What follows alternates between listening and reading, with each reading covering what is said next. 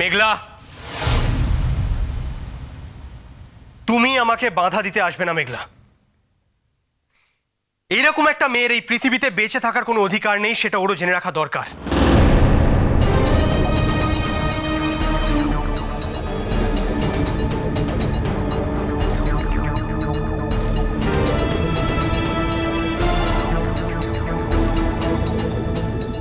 বাবা, আমি তোর কাছে হাত জোর করে অনুরোধ করছি, আজকের রাতটা শুধু তোকে দে আমাদের।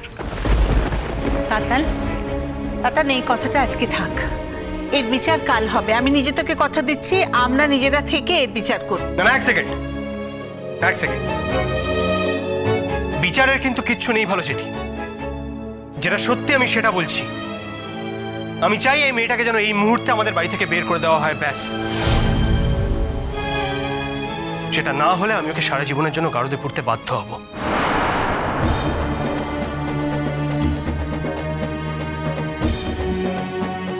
হয়তো এর পরে তাই করব। ও যদি তাই করে থাকে তাতান, তাহলে আমি বলছি তুই সেই পথেই যা, আর আমরা সবাই তোর সঙ্গে রয়েছি।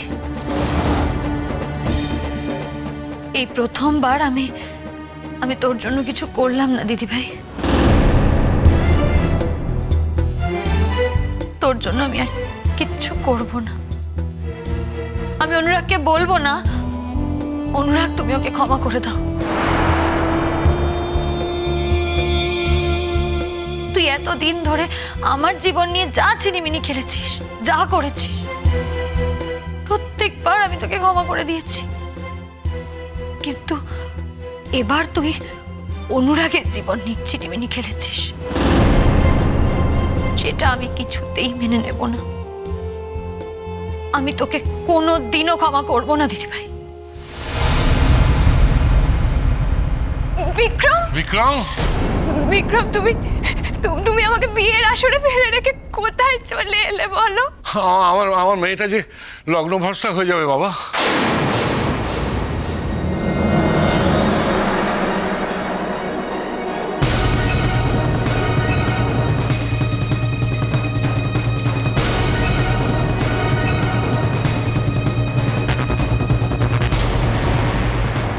আমরা লোকের কাছে মুখ দেখাবো কি করে বলো? বিক্রম, আমরা তোমার জীবন বাঁচিয়েছি, তুমি আমার মেয়ের সাথে এটা করতে পারো না। না, এটা পারো না তুমি করতে।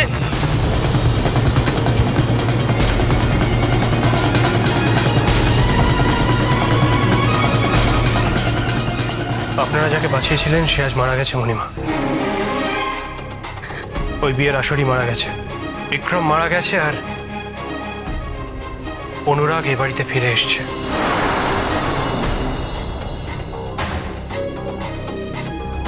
আমি জানি আমার জন্য আপনাদের কতটা ক্ষতি হয়েছে,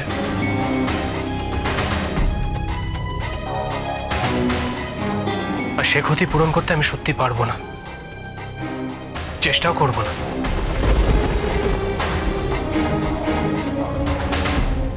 আমি শুধু আপনাদের এইটুকু কথা দিলাম যে আমি নিজে দাঁড়িয়ে থেকে একটু আর একটা ভালো বিয়ে দেবো।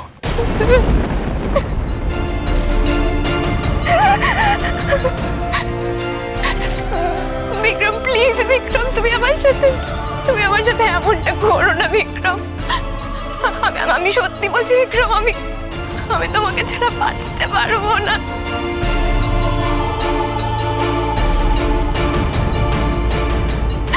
তুমি বিশ্বাস করো বিক্রম, আমি তোমাকে ছাড়া বাঁচতেই পারবো না।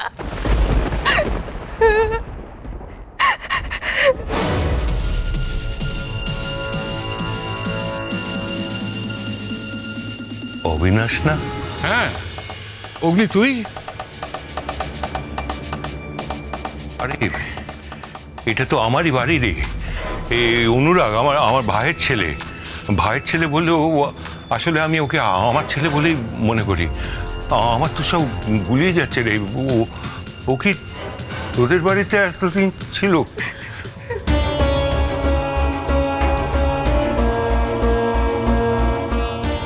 আমাদের অনুরাগ কি তোদের বাড়িতে ছিল এতদিন?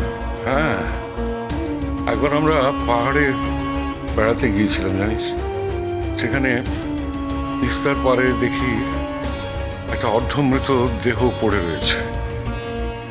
সবাই ভেবেছে যে মরে গেছে বলে পাশ কাটিয়ে চলে যাচ্ছে, আমিও তাই ভেবেছিলাম, কিন্তু ওর পালসটা দেখে বুঝতে পারলাম যে না, মরে যায়নি, এখনো দেখে প্রাণটা আছে। তখন আমাদের ট্যুরটা ক্যান্সেল করে দিয়ে ওকে ওখান থেকে তুলে নিয়ে সোজা শিলিগুড়িতে ওখানে হসপিটালে রেখে চিকিৎসা করিয়ে সুস্থ করে তারপর ওকে নিয়ে একেবারে সোজা কলকাতা চলে আসে। কিন্তু তার দিন কতক পরে বুঝতে পারলাম যে ছেলেটা পুরোপুরি সুস্থ হয়নি, ওর অতীতটাকে ভুলে গেছে, ওর স্মৃতি ভ্রংশ হয়েছে। আমরা ডাক্তার দেখালাম, ডাক্তার বললো যে হ্যাঁ, ও তো ওর অতীতটা ভুলে গেছে, ছেলেটির স্মৃতি হারিয়ে ফেলেছে। মানে এই কেসে নাকি মানে স্মৃতি সারা জীবনে ফিরে নাও পেতে পারে, আবার পেতেও পারে।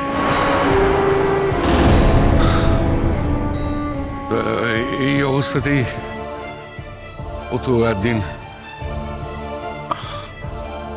আমার বাড়িতেই ছিল। আর এই যে মেয়েটা দেখছি, সেই মেয়েটা আমার ভাইয়ের মেয়ে। বড় অভাগা রে। আমি বলবো তোকে সব বলবো, একদিন পরে যখন দেখা হয়েছে আমি তোকে সব বলবো। কিন্তু আজ এই মুহূর্তে তুই বল, আমি মেয়েটাকে নিয়ে কি করবো, ওর কি হবে বলতো? দাদা, আপনাকে আমি চিনি না, কিন্তু আপনার কথা ওর মুখে আমি এত শুনেছি। এখন আমি বেশ বুঝতে পারছি যে আপনি সেই লোক। আপনারা দুজনে ছোটবেলার স্কুলের বন্ধু ছিলেন, এক সময় পর্যন্ত আপনারা বেস্ট ফ্রেন্ড ছিলেন। আপনার সেই বেস্ট ফ্রেন্ডের আজ খুব বিপদ। আপনি সাজেস্ট করুন না দাদা, আমাদের কি করা উচিত? আমাদের মেয়েটা যে লগ্ন ভ্রষ্ট হতে চলেছে দাদা। তাছাড়া আমরা তো মেয়েটাকে বাঁচাতে পারবো না, কারণ মেয়েটা এই কদিনে বিক্রমের সঙ্গে এমনভাবে জড়িয়ে গেছে, তুই দেখিস তো, তুই কল্পনা করতে পারবি না। আর তাছাড়া বিক্রমের অমতে তো আমরা কিছু করিনি।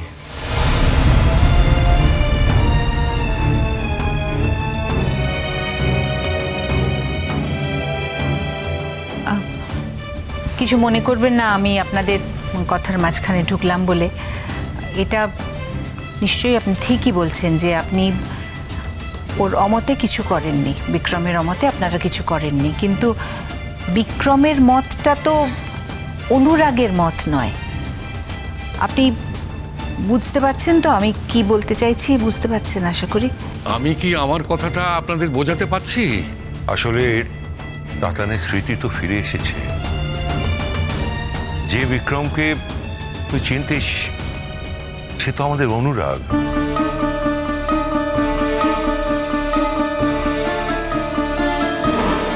বিক্রম যে কথাটা বলেছিল সেটা তো অনুরাগের মধ্যে নেই।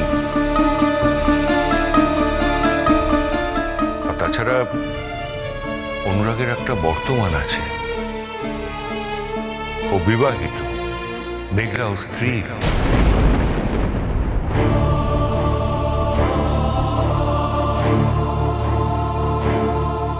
মেঘলা যদি বিক্রমের স্ত্রী হয়, তাহলে প্রথম দিনই মেঘলা বিক্রমকে দেখে সে কথা বললো না কেন আমাদেরকে? ও তো প্রথম দিনই ওকে চিনতে পেরেছিল, তাই তো? আপনাদেরকে এসেই বসে কথা বললো না কেন?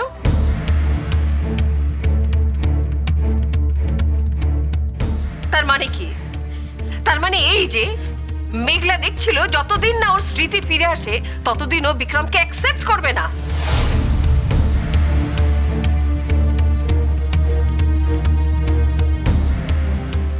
একদম ঠিক কথা বলেছেন আপনারা, এই এতক্ষণে একদম ঠিক কথা বলেছেন।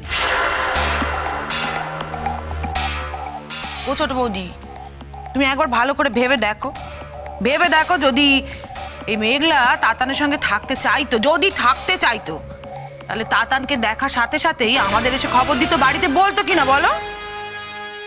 কেন? ও তো বাড়িতে বলেছে, আমরা তো সবাই জানি। ও তো বলেছিল যে তাতানের মতো দেখতে কাউকেও দেখেছে? না কাজরি, তাতানের মতো দেখতে কাউকে দেখা আর তাতানকে দেখা দুটো কি এক বলো? কিন্তু কামা তুমি কি বলছো আমি ঠিক বুঝতে পারছি না। নদী